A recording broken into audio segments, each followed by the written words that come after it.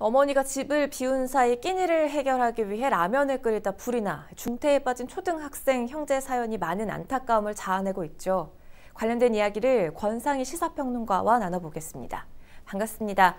이번 사고를 두고 이미 예견됐던 비극이라 이런 비판도 나오고 있습니다. 먼저 형제 어머니에 대한 학대 논란부터 좀 짚어볼까요?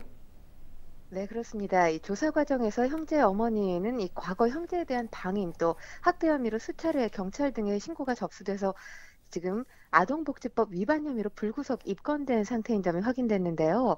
형제가 어머니로부터 방치됐다는 의심 신고가 접수됐던 건 지난 2018년부터 모두 세 차례입니다.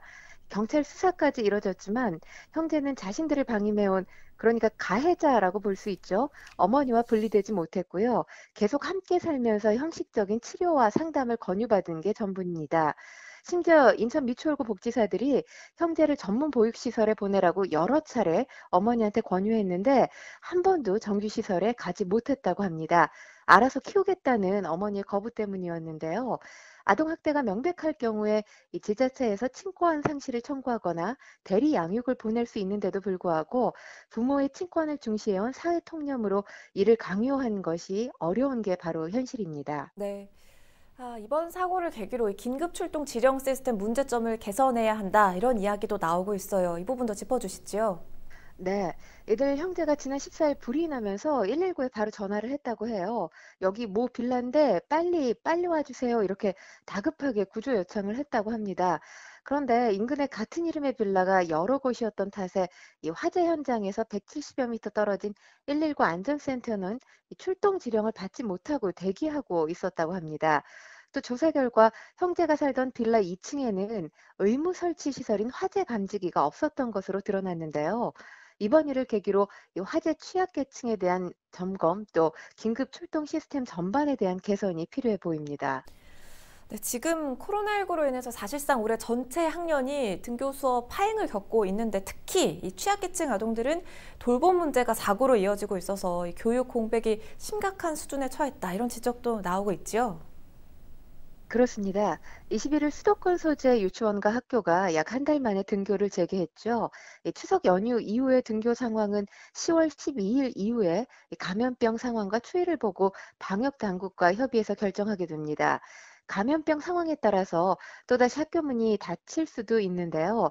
이 때문에 교육당국이 원격 수업으로 인해서 보호 관찰의 사각지대에 놓인 아동들을 고려해 이 세밀하고 종합적인 정책 마련에 나서야 한다는 지적이 나옵니다. 인천 라면 형제처럼 돌봄 공백이 노출되는 상황이 발생하고 있기 때문인 건데요.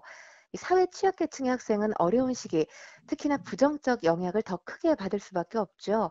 정부는 코로나19 이후에 돌봄 휴가 확대, 또 보육료 지원, 긴급 돌봄 서비스 등을 시행해 오긴 했는데 안타깝게도 취약계층에는 실질적인 도움이 되지 못했다는 지적이 나오고 있는 상황입니다. 좀 더 세밀한 돌봄을 시행해야 한다라고 지적해 주셨어요. 지금 관련해서 여러 논란들이 한꺼번에 수면 위로 떠오른 상황인데요. 이 안전 사각지대에 놓인 취약계층 아동들을 위해서 추가적으로 어떤 대안책이 필요하다고 보십니까? 충분히 예견됐던 사고였던 만큼 사후 약방문식 대책이 아니라 선제적 정책 마련이 시급해 보입니다.